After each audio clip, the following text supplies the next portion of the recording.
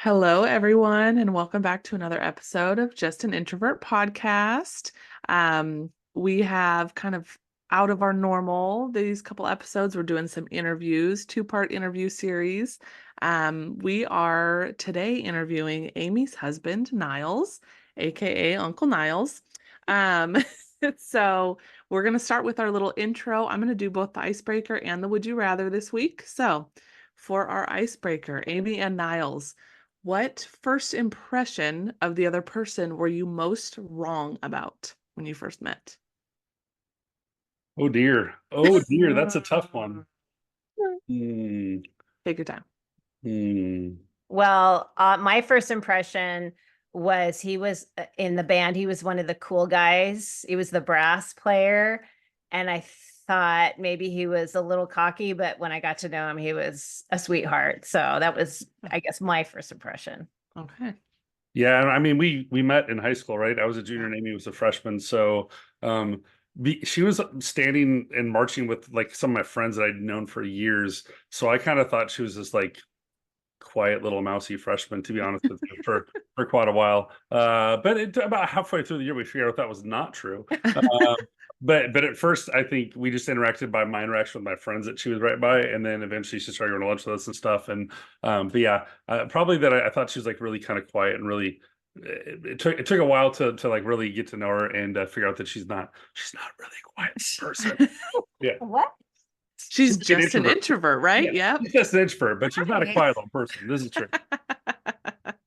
Oh, I love it. That's great. That gives a good picture of who you guys were when you met. Yeah. Yeah. So then for your would you rather, I worked really hard on this and I thought of it weeks ago.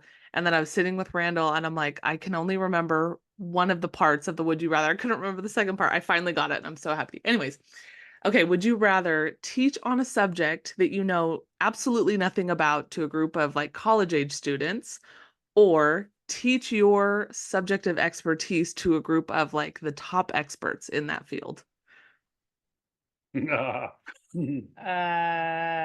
Okay, probably the subject I know to the experts because I can't even imagine faking something I don't like. I would just, I couldn't do it. Yeah. Couldn't.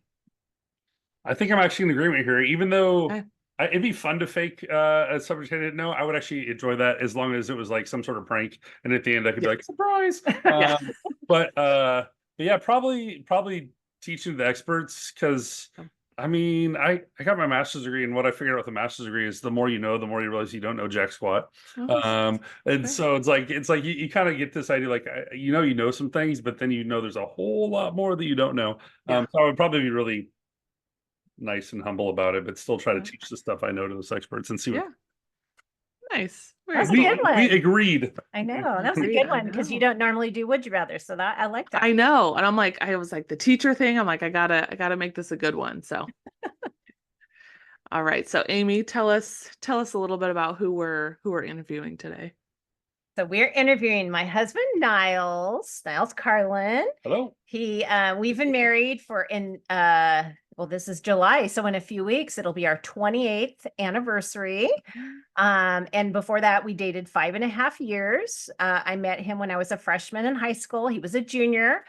We were in the marching band. Like you said, he was the cool trombone player, and he was older. And but yeah, we started dating and got married. We have 2 kids together, and yeah, I'm trying to think what else. I mean, that's kind of our little origin story, but so yeah. Cool. Very cool. Awesome. All right, Niles. So are you an introvert or are you an extrovert? I mean, the people that know me and know us would say that I am the extrovert of the family without a doubt. And we balance each other out really well. The funny thing is that like I'm an extrovert, but I'm an academic extrovert, so I enjoy like Mm, spending time reading books. I enjoy watching documentaries and those things. But yeah, I'm definitely a little more outgoing and willing to plan some things that are a little more crazy and getting out with people a lot more. So I definitely fall in the extrovert category with a great appreciation for introverts. love it. Love it. And when would you say you learned about introverts, extroverts, like growing up? Were you aware of that and what that meant, or when did you kind of figure that out?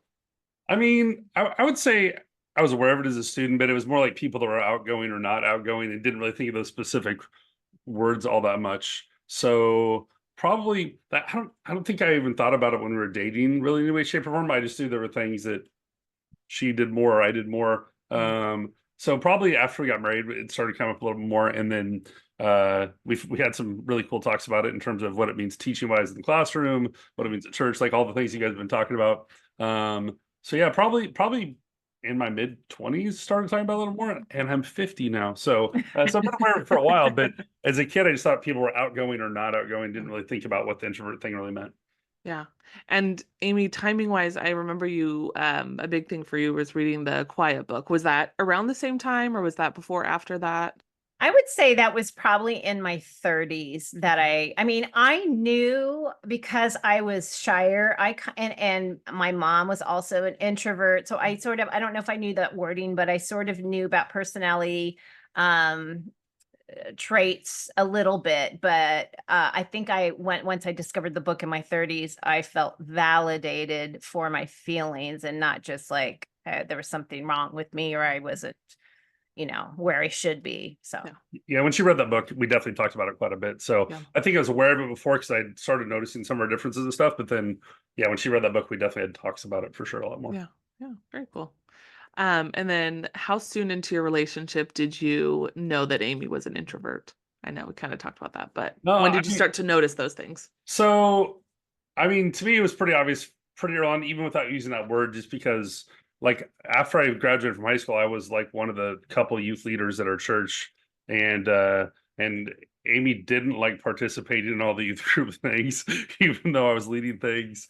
We have a really good friend, Erica Robertson, Erica Troutman, same thing. So like the two people that I knew best in the group that I was helping lead were both like, no, we're not doing that.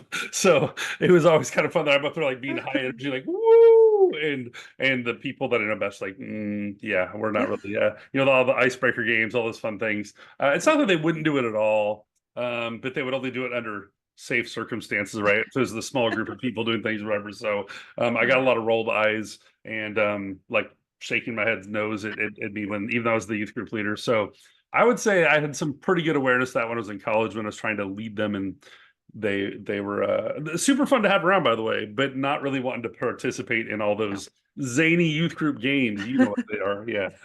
Oh yeah, we had our discussion on those last time. Yes. Oh goodness. Okay, and then within your relationship with Amy, what do you love about her being an introvert? So, I mean, there's a lot to love. I'd say the big thing is that life is pretty easy because if we don't have plans, she's pretty happy. In terms of like coming home from school on a Friday night, and it's like some people are like, "Whoa, what are we gonna do?" And I can just tell that on most Friday nights she'd be happy to watch some TV or read a book and just be at home. And to me, that's a cool thing. Like every once in a while, I do want to get out and do some things, but like I'm usually tired on a Friday these days too, and on the weekend. So I do appreciate that it's sounds weird, low maintenance, right? But just because like she's happy home. I also say that like we love to travel, we love to do things, and like we're super happy just as a couple. Like we like to do things with other people too. But it does make it easy to make plans because I know that she's not going to say, "Well, who else is going and where else are we gonna do?" Like it's pretty easy to like just throw together something for just her and I to do. Because it's simple. That's not to say we don't have friends. It's not to say we don't have people we'd like to go do things with.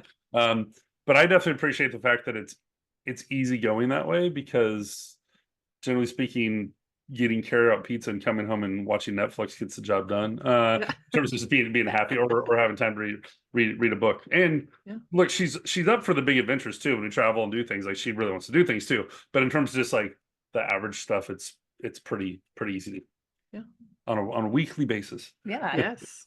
Yeah. Day to day. I like that. Yeah. Like that. Definitely. Yeah. And what's the biggest challenge or some of the challenges of being married to an introvert? I mean, I think there's a few things over the course of time. I wouldn't say they're not a deal breaker type challenges in any way, shape, or form. But I always know that like if there is something coming up where we're going to be meeting with other people, I was like, okay, well, if she's meeting with a couple of my colleagues that she knows before, that's not a problem. But if it's like meeting new people from school, meeting new people from work and stuff, and it's not horrible. I just know it's not comfortable. So it's not like the first thing that she's gonna want to jump at. Or do in any way, shape, or form. I would also say, I mean, this is a weird thing, but like throughout our marriage, like the friends that we've been closest to have all ended up moving away from us, and we love all those friends to death. Still, we totally understand why they did it. But it's pretty hard because I do feel like one that's a little obstacle to come over, and two, we're not the couple that's going to go out and partying to meet new people or do those sorts of things, right? So that's been a challenge, but I don't necessarily, that's just something that we as a couple just sadly have kind of known, like, hey, people move away and do things, and sometimes it's tough to replace some of those close friendships, even though we're still friends with all those people, by the way. Right. But it's not the same as like, hey, I know every other week or so we'll get together with that couple or do this thing. So yeah, those have been some challenges, I would say. Yeah. What situations would you say magnify the differences in your personalities, and do you see those the most in? Parties. I mean, we don't even go to tons of parties either, right? But if there is like, I don't know, a Christmas get together, if there's different things going on, yeah, I'll definitely be floating around the room and meeting lots of people. Social butterfly sort of guy. I'm also kind of the empath sort of guy. So if I see somebody else not fully having a great time, I usually go talk to that person and try to help them feel good about life. So I tend to be pretty tuned into how other people are feeling in the room. And Amy's like, you don't have to take care of everybody. I'm like, I know, but it's just kind of what I do. Yep. So like if I see somebody kind of being lonely, I'll probably go have a conversation with them. Not that I'm gonna spend the whole party talking with them. Yeah. But still, I'm pretty tuned into those sorts of things. Yeah, I always feel very comfortable when he's with me because he's sort of the person I can just walk behind and he can make conversation wherever he goes.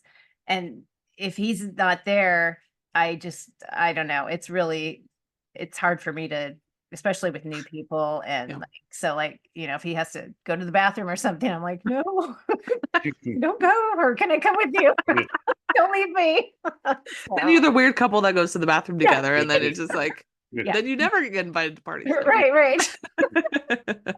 Do you feel like, Niles, that's changed? Like you're, honing in on other people, understanding like the introvert. Do you feel like that's changed your drive to like, oh, that person's like by themselves, I'm going to go talk to them, or has that adjusted at all? Yeah, I think I might be a little more sensitive to it. It sounds weird. I'm probably most sensitive to it, like teaching wise and stuff, because we've had so many conversations about at school how she hated when people just randomly called them people and stuff like that. So I'm definitely, as a teacher, I mean, don't tell my administrators, but I don't pull random kids popsicle sticks. I like volunteers. I do sometimes ask for a side of the room to give an answer, just so there's like moving around the room.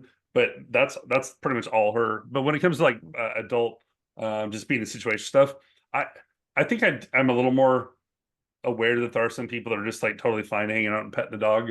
But at the same time, I'm probably going to go say hi to him anyways, just to make sure everything's good before I move on. Yeah, absolutely. And then I know you've talked about this before, Amy, but travel, like that's something you guys do a lot together. How do you feel like the dynamics of the differences impact traveling together? Well, he is he's the planner. Like he could be a travel agent. He gets the best deals, he scouts out everything, and he knows all the details.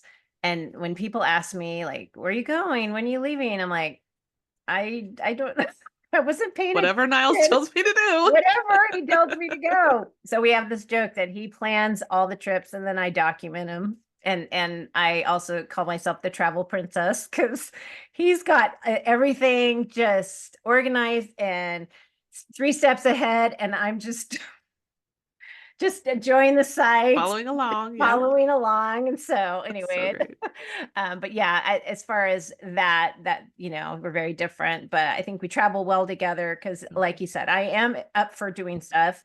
But I'm also very happy with just, having a relaxed day. And I mean, it does work really well because like she does take all the pictures and make all these great videos and things when we travel and stuff. I also, even though I love traveling, my personality is that like, I plan a whole bunch of things I want to do in an area, but I'm not locked into this has to be Monday at 9 a.m. This is like, I'm kind of like an experiential, like, hey, what's going to fit best in our schedule this day? And then we go on from there, which to me is like the only way to travel. Because when you're like, it has to be this time at this place, it's kind of horrible. But that's kind of my personality anyways. But I like to plan and know there's things I want to do. And there might be a few things that have to be locked in because you have to get reservations or something. But for the most part, I'm like, hey, I got this list of things I want to do in the 3 days that we're in this city, and then go to another place, and and it tends to work out pretty well. And she's along for the ride, and I mean that in a great way, like seriously, in a great way. I love getting out there and the adventure and stuff, and she loves being along with me, and we have a great time. But I'm probably the one talking to all the people in weird cities and doing stuff. Yeah, and I'm just taking pictures. In fact, I took our last trip that we went on when we went to France. In the airport, I think it was coming home, he was over in the chair doing some, I don't know, paperwork I had to do. Paperwork. And there was a guy sitting two seats down, and there they are talking. So I'm just taking a video. I'm like, look, there's Niles talking to a stranger. But then when we got on the plane, I was about 5 people behind Amy, and she got stuck talking to a stranger the whole way down the walkway. And I laughed and smiled, but she goes, "No, that was a fine conversation." It was fine, but yeah, because I talk so much about being an introvert, they're like, "Oh, it must have been so uncomfortable." I'm no, it was fine. It was all good. Sometimes we manage. Yeah, exactly. But yeah, your guys' travel is so fun to watch. I love living vicariously through you. And I'm just curious, do you have a favorite trip or destination or place that you travel to, or like a top couple? So it's really hard because I grew up like driving all across the country because my parents were both teachers. So like I love the road trip stuff. I love Yellowstone, place like Custer's Last Stand and Glacier National Park. I could be totally happy just in the United States. In the like out in the world, man, everywhere we've gone, if there's been something to enjoy, but I really, really love Japan with my background. And I really, really love Ireland for 2 totally completely different reasons. Right, Japan's like that super modern, and like the culture's so like precise and things that they do. And then Ireland just seems like to be like this kind of laid back, quiet land. So those are probably my 2 favorite places at the moment. But it's always fun to go and explore more. Japan was one of my favorites just because it was so unexpected. I don't know what I had in mind, but I was really nervous to visit there because the language is just completely different. And I was just nervous about that, but they were just it's most friendly place I've ever been. And it was just such an enjoyable trip. So that was probably one of my favorites. And then I would say Italy was also just a highlight to go to. So. 私は日本語を少し話します。So Japan didn't scare me. It was fun. That's for my our Japanese is not that good, by the way. That's for our Japanese listeners out there. Yes, if we have any. We probably have a download maybe somewhere. But see, there's the extrovert. He's willing to put himself out there and try that in front of people. And I'm like, if I don't say it perfectly, I'm not even going to try. So yeah, absolutely. Oh my gosh. And then what other ways do you think introversion affects your relationship? Any other, situations, examples you guys can think of? I think it's probably true in every relationship that there's a time where the other person needs time and space. But I do think sometimes for Amy, like I just can tell like it's a time and space type of moment.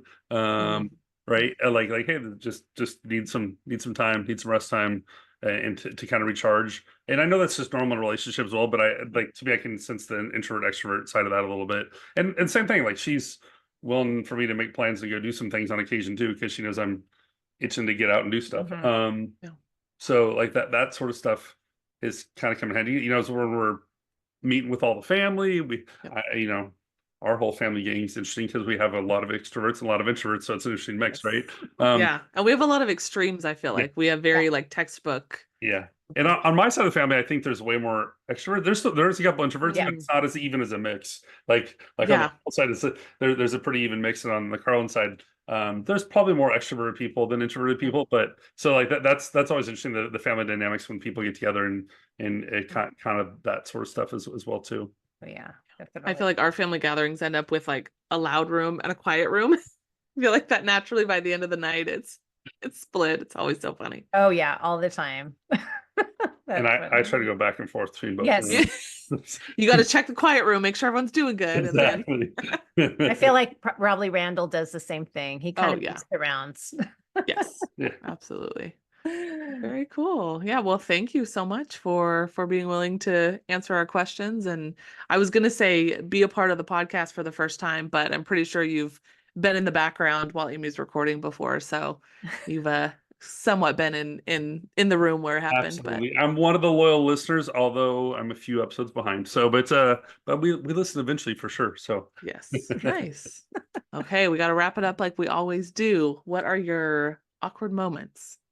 Okay, so I will start because this happened on our trip. We went to one of the places we went was Normandy to the D-Day 80th anniversary celebration. The president was there, the French president. I mean, it was just amazing.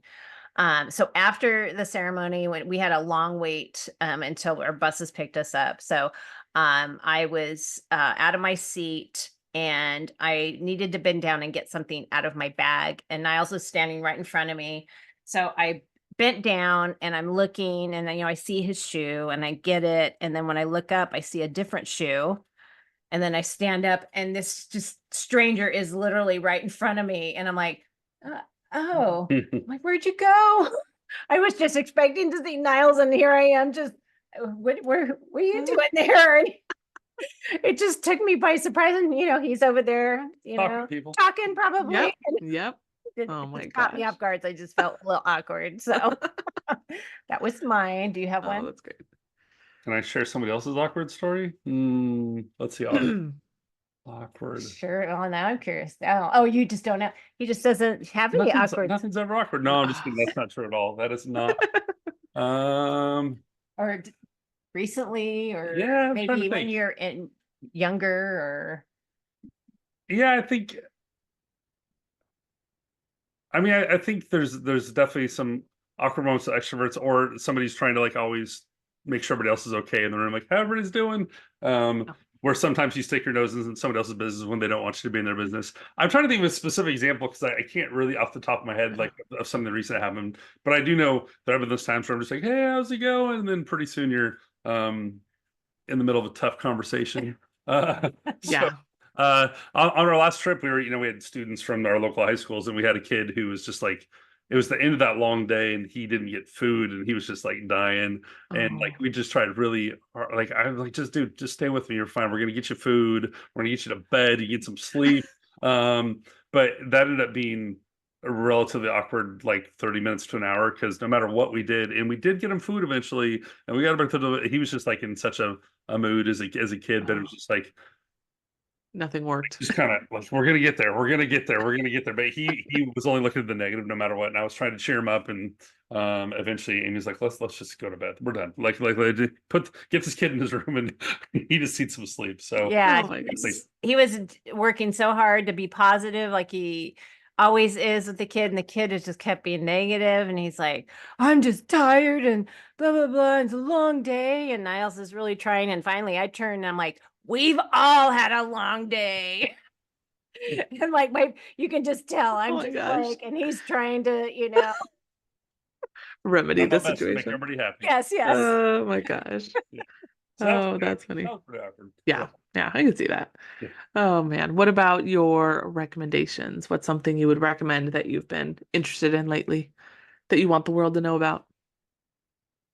Well, I mean, we went and saw the movie Horizon, the Kevin Costner Western movie, and it's a pretty convoluted story with all sorts of stories coming together into this town of Horizon. But I'm a big fan of Westerns. As a history guy, I try to read at least one Western time period book a year, and then I usually read something out of the World War II, Cold War time period every year as well too. But yeah, I like Horizon because I know there's part 2 that's coming out soon, and it's long, 3 hours, and you're in for a long trip if you go see it. But it sets up a lot of good storylines. I'm looking forward to see how it comes together in part 2. Yeah, Nice. that Very was cool. it didn't feel like 3 hours. Like I was Mm. really engrossed in it. So I have to say that was a good one. Yeah. Yeah. I'm gonna recommend building Legos with your son. So Alex got me a Lego set for my birthday 11 last months year. ago. Yeah. My birthday's in August, so last August he got me one, and he likes to build them. I'm like, you can help me build it. Well, then life happens, Yeah. school starting, holidays. And so finally I'm like, okay, Alex, we have to build this before my birthday next Before it's a month. year old.